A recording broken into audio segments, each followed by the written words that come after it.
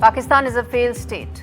Its Prime Minister Shehbaz Sharif's PR overdrive has flopped, and its army general is caught lying, presenting all mementos. In the midst of all this, Sharif tries to throw an olive branch. He says that talks can happen. But many false starts have plagued the India-Pakistan relationship, viewers. But New Delhi now is wiser and much clearer in its thought that terror and talks do not go together. And as its message to Pakistan is clear, so is the message to the global community. And as India went about its diplomatic offensive to about 30-odd countries, telling exactly what Operation Sindhu was about and why it had to happen after Pahalgam terror attack, Pakistan also tried to do its own set of PR machinery globally, except that it backfired. It flopped actually, because Iranian Supreme Leader Ayatollah Ali Khamenei did not at any point of time respond to Pakistan's overtures. In fact, his measured response essentially told how Pakistan's lies was completely busted. And today we are going to discuss just that as India decides its next moves, Pakistan stands completely isolated with no friends, not even from the Muslim world where it was hopeful that it will be able to draw on some of its old relationships. The big questions that we are asking as Pakistan stands isolated. First up, has Pakistan been completely isolated in the global community? It has no friends, except if you count Azerbaijan and China. Second, why is Pakistan making a desperate plea to hold talks with India? Next, will India's plans to blacklist Pakistan at the FATF further choke its finances? And this is the reason why Shehbaz Sharif wants to start some sort of this olive branch he is extending. And has Pakistan's global outreach completely flopped? Means that it has run out of options, run out of time, and it has no option but to try and extend that olive branch. I'm going to get in some of the guests joining me on this story. Tara Kartha joins me live along with General Meston and Professor Swaran Singh to talk more about this. Tara, let me start with you. The PR disaster that Shehbaz Sharif's visit turned out to be. He was hoping that he's going to get some sort of positive messaging for Pakistan, but didn't happen. It backfired and essentially told just how isolated Pakistan is on the global stage. I think it takes a lot of optimism to go to Iran and expect a warm welcome. I mean, considering that you were at blows with that country just recently, that they had aircraft bombing each other, that you've got the Jaish-ul-Adl sitting in your territory and hitting Iranians. I mean, in which world are these people living? You know, it's really staggering. The Iranians have been trying to tell these guys to back off. They've tried any number of times to get them to cooperate. None of it is happening. So I mean, the whole thing seems a little surreal. I don't know how this is happening even. They were being advised by their Chinese and Azerbaijan friends. That's why. I think that's how it came to this. General Meston, let me ask you this, that as things stand right now, probably in the last 48 hours, probably the nadir even by Pakistani standards was Asim Munir's memento. The old memento that he presented for a flop show, militarily and even diplomatically, essentially tells what Pakistan's story is all about, that it has no friends, no options, back to its wall, and which is why it's resorting to these tricks. Yeah, very true. See, Pakistan is trying to resort to all possible options, and obviously, the memento which has been presented. Firstly, I think now the research has been done by some Indian people, and it is to 2019. I think some Chinese had put this painting or something of that sort. So that is also, come out as totally fake. Now the issue is, what is Pakistan trying? It's truly isolated, as brought out by you and Dr. Tara also. But they are now finally realized that they are, cornered. And once cornered, now they are trying to give an olive branch to India. And the first wording is, we will talk on Kashmir. No way. Prime Minister of India is very clear. We will only talk on POKJ. India is not going to talk on Kashmir. Why should we talk on Kashmir? In fact, India should now we should give our terms of reference. Our terms of reference are very clear, stated by the Prime Minister. Terror and talks, no way. Terror and trade, no way. They don't go together, and blood and water don't go together. So we are very clear in our terms of reference. And I feel we need to give them some more terms of reference. We need to revive the issue of the Durand line, which is, and the independence of the Baluchis. So India today must give a lot of strong terms of reference and bring them to their knees. This is just a PR exercise trying to show to the world that they are ready for a dialogue with India. No way. Why should why should he even talk about Kashmir? Kashmir is no issue. And I've also gone into a lot of historical data, some books written by Pashtuns, a book, Facts of Facts.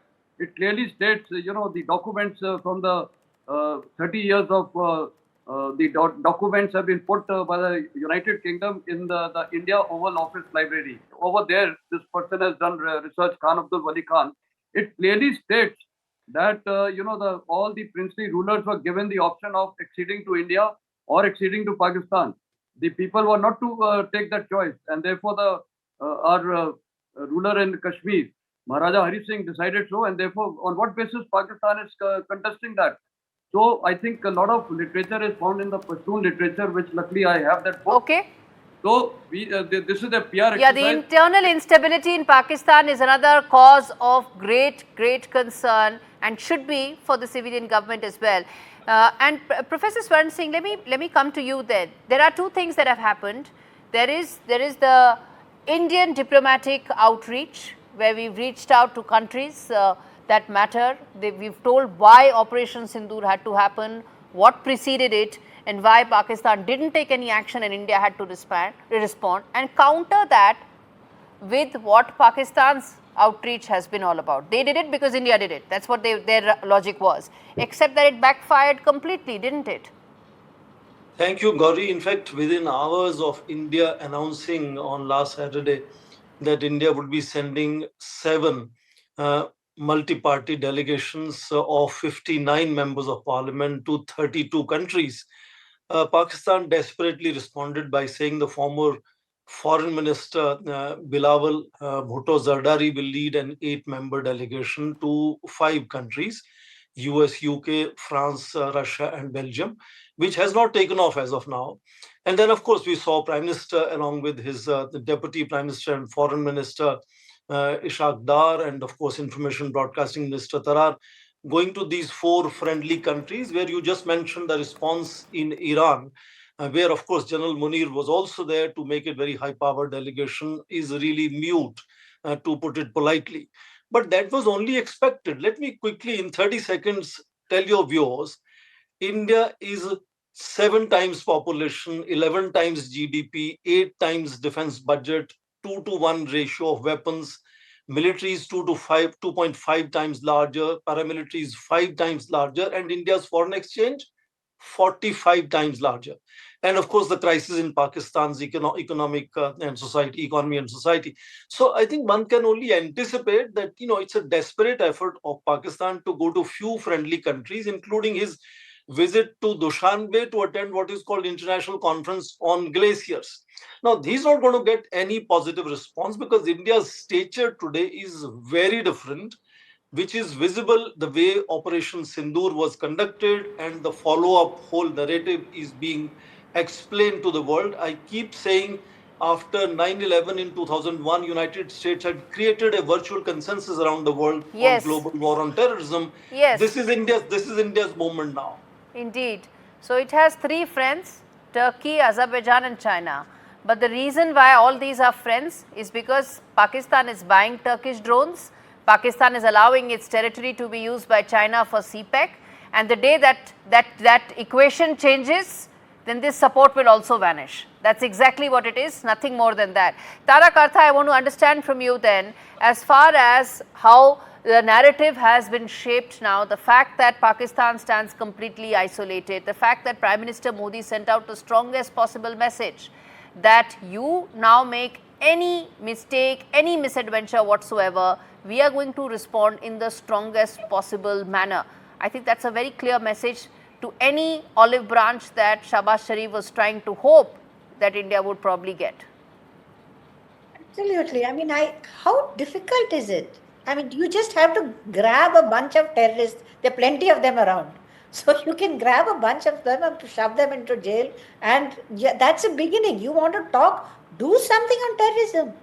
I mean, here is Pakistan repeating God knows how many times we are the biggest victims of terrorism. Then do something about it, right? And number two, I'm saying, let's talk about Kashmir. How in 1949 did you divide POK into northern areas and Azad, so-called Azad Kashmir? On what legal basis did you do that? It was never part of your country. You didn't ask the people. It's still not part of your country. They don't hold Pakistani passports. Who exactly are the people of POK? So that's, I think we need this, the issue of POK, I think has never been adequately addressed, because try doing a Google search, you will get absolutely nothing. Whereas Kashmir is all over. You talk to a taxi driver in New York, he'll tell you about Kashmir. Does anybody know anything about POK? So I think it's time we push that line. However, I just want to say one thing. If we have a dialogue, I would love to have a dialogue with the people of Pakistan on climate change, on the issues which are facing us every day. If Mumbai is underwater, so is Pakistan's Punjab. But will the Pakistan army allow it? They won't. So there are very, very strong issues the two countries could address, which deals with our everyday life.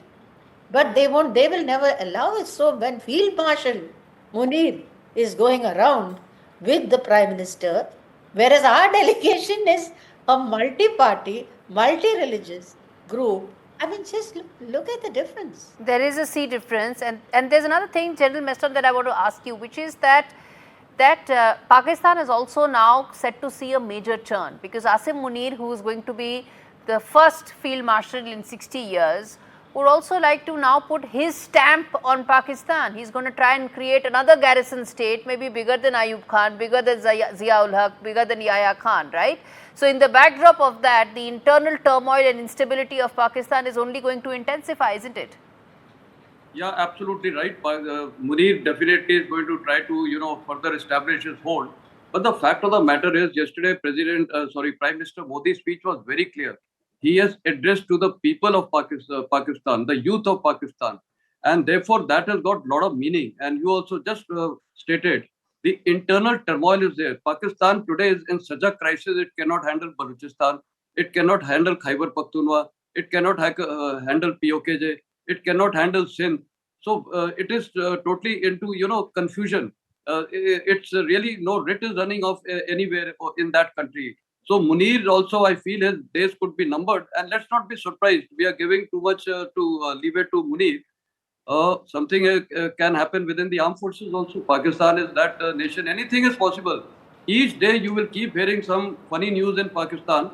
Did you ever imagine this Bhutto's daughter was, I think, rounded up in Sindh?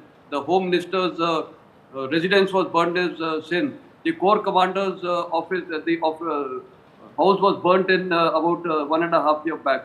Their military bases were targeted by the youth. So what does it show?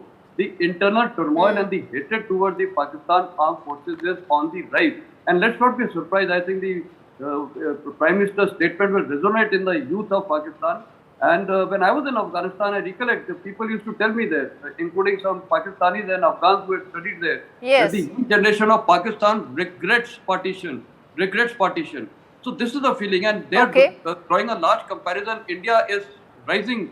We are now the fourth largest global economy in the world. Indeed. We are $4 trillion worth, and they are the country who's just taking IMF loan. India has not taken any loans since '93. I want to then ask, absolutely, we give loans, we give the kind of assistance that our friends, countries, neighbors need. That's the financial behemoth that India is now. But Professor Swaran Singh, I want to understand from you that next step for India from a diplomatic point of view, we've sent out our message to key countries that matter. And we are now going to also focus on the next FATF meeting that will take place, because we want to choke those financial lines that our defense minister says lead back to the terror infrastructure in Pakistan, doesn't it? So how do we go about choking those financial helplines that come to Pakistan from these multilateral agencies like IMF and World Bank? Gaurie, if you see the conversations that Indian members of parliament are today having around the world, it does include Financial Action Task Force to take stock of what is happening in Pakistan, and the way the assistance provided by International Monetary Fund is enabling Pakistan to not just provide sanctuaries but support to various terrorist organizations, Lashkar-e-Toiba and Jaish-e-Mohammed, and more recently, of course, the Resistance Force. And these are not terrorists or organizations that only India keeps talking about. The whole world, United Nations, United States have designated many of these, and these are known to have bases there. The biggest example, of course, remains of bin Laden in Abbottabad. So it's not a very difficult exercise given India's stature and the reality in Pakistan that India should build a global consensus. I keep reminding that in 2001, United States had built a global consensus. Take it to the United Nations, where India from 94 has been trying to create an international counter-terrorism agreement at the global level. India can have this as an opportunity to lead, not just in stopping Pakistan from doing nuisance to India, but contribute to global engagement of how to deal with this menace of terrorism. I think that is where India can really find a very specific stamp of its own in international politics. Absolutely. I'm going to leave it there. Thank you so much for joining me on this edition of India Global. We're going to keep revisiting the story simply because what happens to Pakistan, how we deal with it, impacts us as well. In fact, bottom line, viewers, is that Pakistan is beginning to feel the pinch from India's actions. The abeyance of the Indus Water Treaty, the fact that India is clear that it will make a case for blacklisting of the country at the next meeting of the FATF, the financial watchdog, that will choke Pakistan's finances, are the reasons why Shehbaz Sharif is scrambling and wants those talks. But Prime Minister Modi's message should be a reminder of where New Delhi stands now. India will talk, but only on terror. India will talk, but only on the Jammu Kashmir, part of Jammu Kashmir that Pakistan has occupied. Till then, Shehbaz Sharif can keep making a mockery of himself by keep taking gifts that are 6 years old from wars that he has lost. As far as India is concerned, it continues to grow up. It is now the 4th largest economy, will become the 3rd largest in the next 4 years.